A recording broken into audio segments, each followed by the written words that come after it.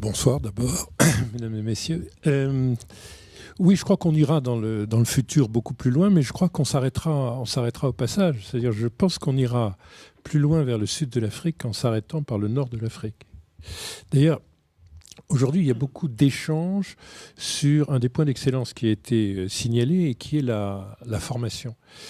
Si vous prenez quelque chose qui n'est pas tout à fait industriel, mais enfin qui a quand même des dimensions qui ressemblent à des process industriels, le boom des télécoms en Afrique subsaharienne, il a fallu beaucoup d'hommes pour arriver à faire qu'il y ait 500 millions d'abonnés au téléphone mobile et que ça représente le type d'investissement exceptionnel, premier très grand investissement qu'on observe en Afrique subsaharienne et qui est un investissement très rentable. Ces hommes ne sont pas des expatriés, ce sont des ingénieurs des télécoms locaux, africains, francophones, anglophones. Les francophones sont massivement formés au Maroc. Ils sont formés en Tunisie, ils sont formés au Maroc. Ils sont encore probablement en stock majoritairement issus des écoles françaises. Mais enfin, le relais est maintenant pris par les formations de Maroc Télécom et par les formations en Tunisie. Ne serait-ce que sur le plan de la formation des hommes, également sur le plan du capital, on passera par l'Afrique du Nord. Quand vous regardez, prenez la zone franc, l'Union économique et monétaire ouest-africaine, vous avez en Afrique occidentale aujourd'hui une part de marché égale des banques marocaines, égale aux banques françaises. C'est-à-dire les banques françaises qui venaient traditionnellement d'une position où elles distribuaient 40 à 50% des crédits dans la zone, sont aujourd'hui à peu près à égalité avec Attijari Wafa Bank, avec la BMCE et maintenant avec les banques populaires. C'est même plus singulier que ça. Le président de la Banque populaire du Maroc, qui est président de l'Union des banques populaires mondiales, est le chef de file des banques populaires devant BPCE pour ce qui est de l'implantation en Afrique subsaharienne. C'est un peu un renversement. C'est clairement, c'était pas dirigé du Maroc, le système des banques populaires francophones. Donc, le capital est très important parce que avec les banques marocaines, qui se sont d'ailleurs un peu construites sur un retrait des banques françaises comme le réseau du Crédit Lyonnais, les caisses d'épargne qui se sont effacées en fait du paysage de l'Afrique francophone, arrivent des habitudes complètement nouvelles. Par exemple, nous n'avons pas en Afrique subsaharienne de marché hypothécaire. Nous en avons un maintenant parce que une des avancées très importantes des banques marocaines, et d'ailleurs c'était le cas aussi des banques tunisiennes qui ont des joint ventures en Afrique occidentale, c'est une sorte d'excellence dans le financement du logement et notamment du logement social. Donc le marché hypothécaire arrive avec Attijari Wafa Bank, il n'est pas arrivé avec la BNP. Et donc il y a de nombreux relais. Ils sont humains, à mon avis c'est vraiment fondamental, mais ils sont aussi capitalistiques. Et puis c'est une priorité politique absolue du Maroc de développer les échanges et les investissements industriels en Afrique subsaharienne. Absolu. C'est la priorité numéro 1 en termes d'expansion.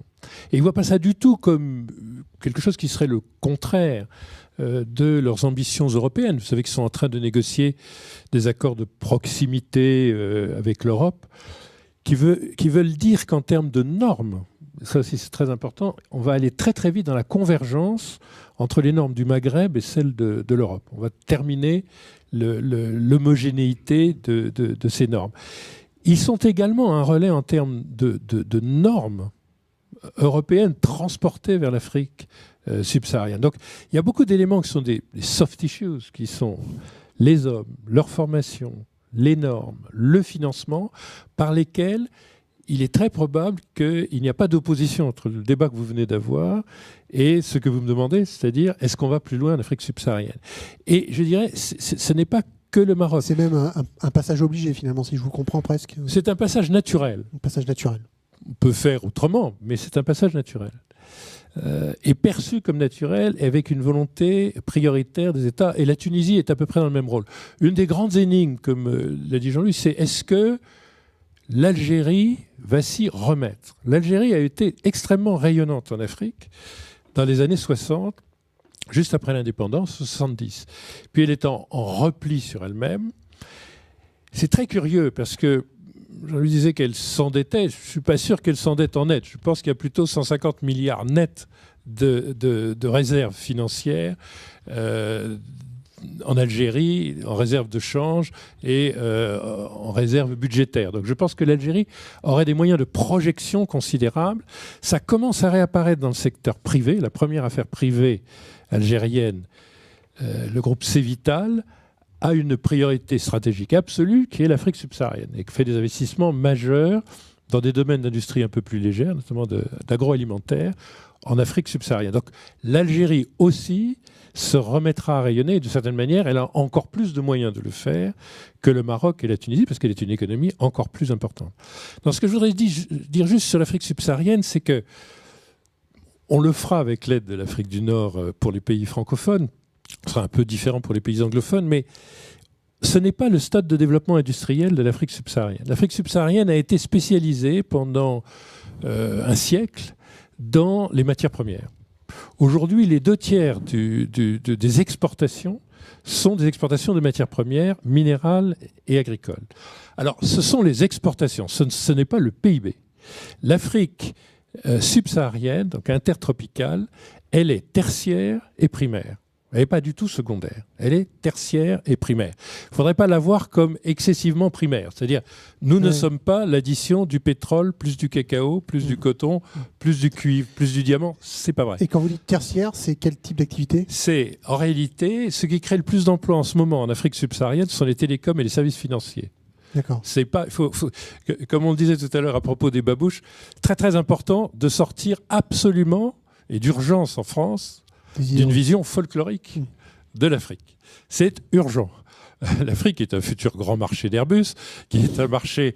L'autre jour, Jeff Immelt à Paris expliquait, pour General Electric, l'Afrique, c'est désormais un chiffre d'affaires supérieur à la Chine. Et au sein de l'Afrique, l'équipement du Nigeria, qui est le point numéro 1, le marché numéro 1 de General Electric en Afrique, est ce qui a progressé le plus sur les 10 dernières années. Donc, il faut sortir absolument du folklorisme. On n'est pas l'addition du cacao et du pétrole.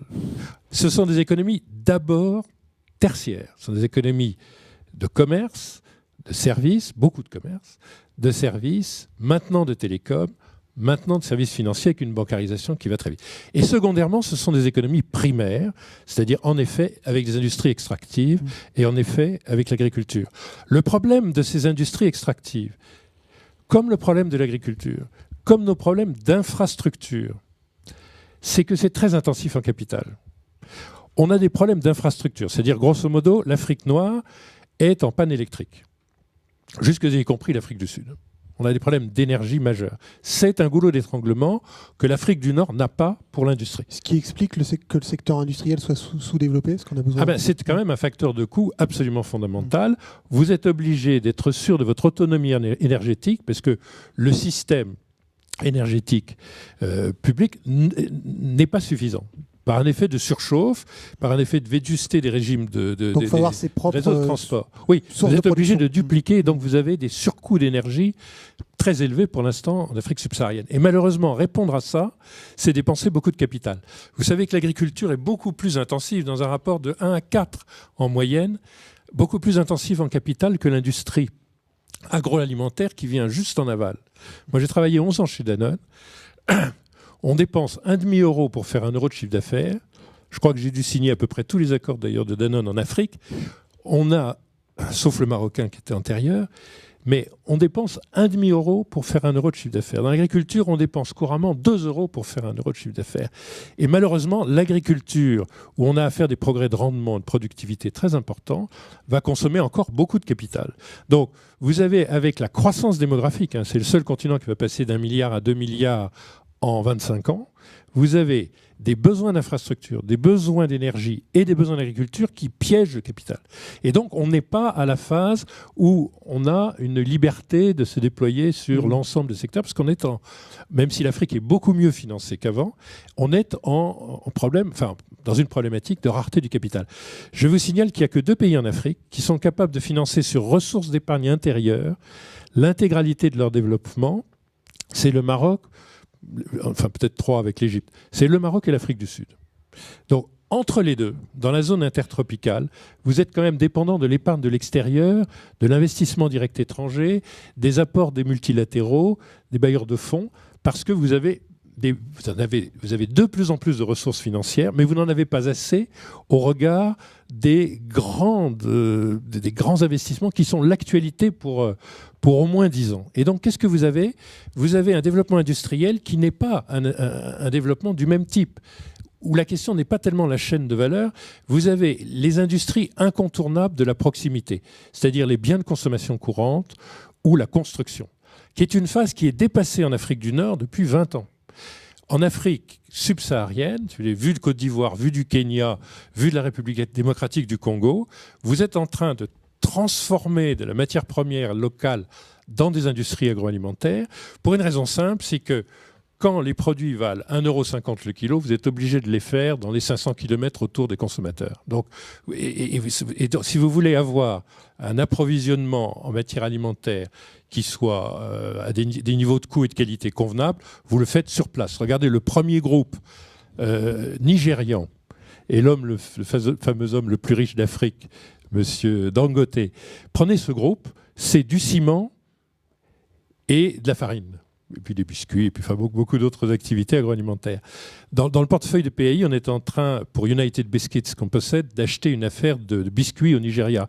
Voilà, ça c'est l'actualité du Nigeria. Le biscuit ne va pas rentrer dans une chaîne de valeur.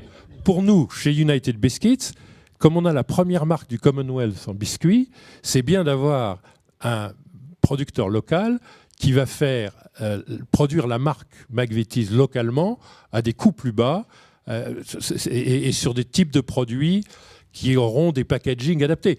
L'Afrique noire est un continent où vous vendez les biscuits à l'unité, où vous vendez les cigarettes Marlboro à l'unité, pour des raisons de pouvoir d'achat des ménages. Donc vous êtes obligé de vous adapter localement. Donc on va s'installer au Nigeria pour faire ça. Mais c'est être pris dans la production d'une grande marque mondiale, si vous voulez. Mais ça n'est pas participer à la chaîne de valeur pour fabriquer un morceau d'Airbus. C'est un stade auparavant. Mais ce groupe-là est très typique du ciment, parce que même chose, la valeur du ciment n'est pas telle que vous pouvez l'importer de plus loin que de quelques centaines de kilomètres. Voilà à quel stade on en est. Enfin, consommation courante, c'est l'agroalimentaire. Regardez les progrès de L'Oréal. J'ai visité l'autre jour une usine L'Oréal en Afrique du Sud, et il y a un développement incroyable de L'Oréal potentiel. Regardez, on a visité, il y avait une visite d'État française en Afrique du Sud, le président de la République a visité Sanofi, c'est typiquement ça, la consommation courante, hein, c'est-à-dire essentiellement tout ce qui est lié à la personne, l'alimentation, la pharmacie, voilà des secteurs dans lesquels on est en ce moment, dans lequel c'est l'actualité, et tout ce qui est lié aux matériaux de construction.